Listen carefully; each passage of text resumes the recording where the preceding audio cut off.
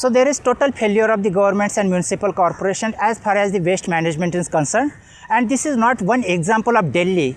There are other cities, other metropolitan cities in India who are also not becoming that much successful as far as the waste management is concerned. And that's why my emphasis is to provide the solutions, what we can do and how best, to what extent we can do it.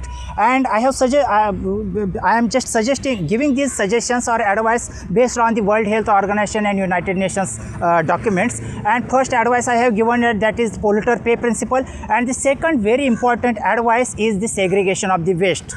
80% of the waste can be reduced.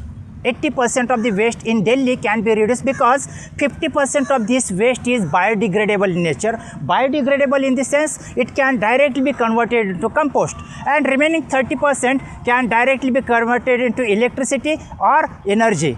So this can be recovered properly. So only 20% waste will be will remain there, and if that will be applied, that will be made brought into practice, then majority of the problems will be solved. So at the household level, if we can segregate the waste as a dry waste and wet waste, or you can say biodegradable waste and non-biodegradable waste, then majority of our problems will be solved. And those households who will do it with sincerity, they should get some kind of rewards, they should get some kind of benefits in terms of monetary terms, or you can say other benefits. So that will be one of the best strategies to successfully manage the waste in Delhi.